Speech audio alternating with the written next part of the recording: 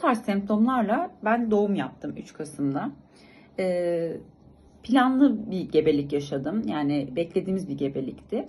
Ama biraz normal doğumla başlayıp sezaryenle bir doğumum oldu o gün. Dünyanın en güzel günüydü. Onu da belirtmek istiyorum. 3 Kasım'dan sonra bir 10 gün içerisinde, yani sezaryen ağrılarım tamamen geçti. Ben orada herhangi bir eğilip kalkarken, şöyle doğrulurken veya otururken bir ağrı hissetmiyorum. Ama semptomlarım, yani o bahsettiğim semptomlarım hiçbir şekilde azalmadı. Yine çömelemiyorum. Yere çömelsem kalkamıyorum.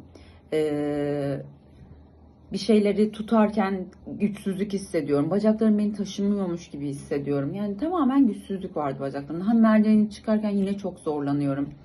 Sonra bir 10 günün sonunda falan, 10-15 günün sonunda ben artık bebeğimi bile tutamaz oldum. Kollarım çok güçsüzleşti. Kollarımda böyle bir şey yoktu. Bir gün şeyi fark ettim. Balkonda mandal dahi sıkamıyorum. Hani mandalı, ipe bir şey asacağım, mandalı sıkamadım. Ve bu süreçte lohusalıkta ben bu 15 gün sürecinde mastit oldum.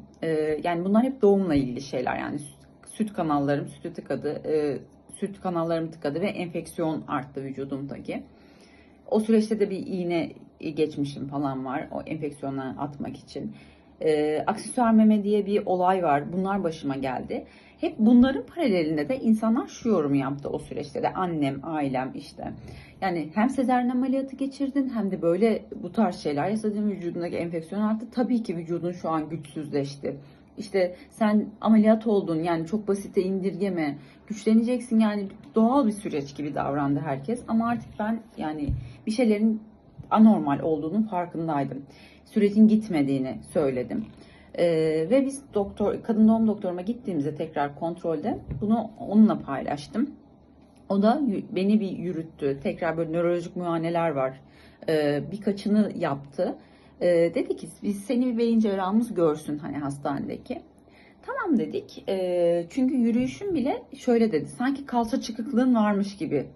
Önceden sende kalça çıkıklığı var mıydı dedi. Hayır dedim hani. Öyle gibi yürüyorsun falan dedi.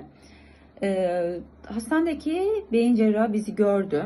İlk olarak MS'ten şüphelendi. Yani lohusalığın getirdiği duygusallık ve o süreçte çok zor günlerde hani MS. Şöyle söyleyeyim, Serdar Ortaç'ta duymuştum hani bu hastalığı. Yakın çevremde herhangi bir nörolojik rahatsızlığı olan birisi yok. Gerçekten MS'in adını duyduğumda bile çok zordu. Diğer gün hemen MR, ciddi bir MR istedi. Hani 50 dakika mı 55 dakika mı MR'da kaldım. Arda arda böyle. Ve hareketsiz kalıyorsunuz girdiyseniz eğer MR'a. Çok zordu. 50 dakika boyunca gözlerimdeki yaşlara hakim olamadan bir MR çekildim orada. Çok şükür ki MS çıkmadı. Ama hani bunun ne olduğunu bilmiyorduk. Yani dedi ki siz en iyisi bir tıp fakültesine ya da eğitim araştırma hastanesine gidin, bir bakılsın, araştırılsın, kapsamlı bir bakılması gerekiyor dedi. Şimdi sezaryen bunları yapmaz. MR'larda da herhangi bir şey çıkmadı.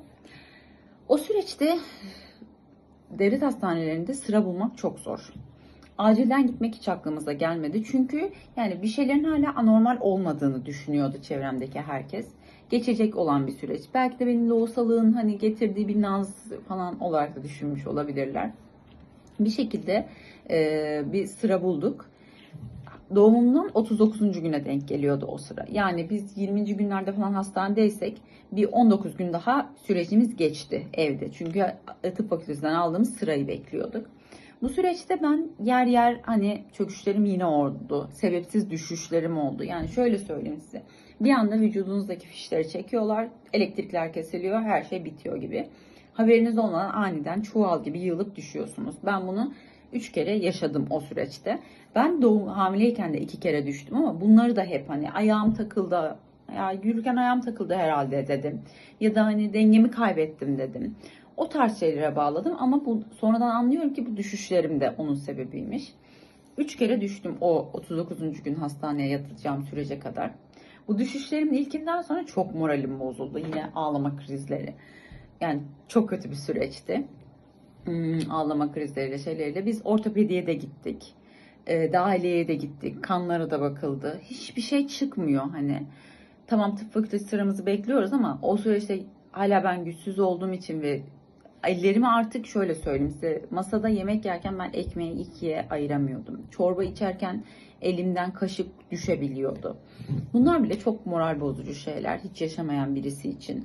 Hani ne bu diyorsunuz yani, hani sebebi ne olabilir diyorsunuz. Gerçekten zor bir süreçti. Şu an çok sakin anlatabiliyorum ama o günler çok sakin değildi.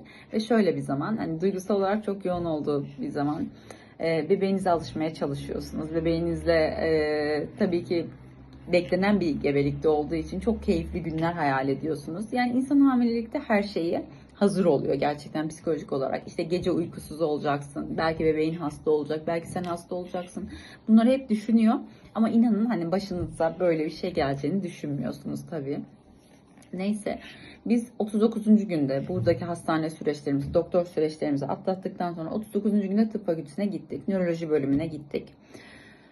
İlk olarak ben klinik muayenem oldu. Güç testlerim yapıldı. Semptomlarımı söyledim. Loğus olduğumu, işte sezaryen doğum geçirmişimi, her şeyimi anlattım ve hemen normalde EMG sırası olmuyor. Yani en az bir hafta, 10 gün, 15 gün sonra ya belki bir ay sonraya sıra buluyor biliyorsunuz. Ama muayenedeki doktor hemen EMG istedi, acil EMG istedi. O gün hemen EMG'm çekildi ve EMG sonucuma göre yatış yapacağız dediler. Bir hafta ya da 10 gün bizimle kalacaksınız.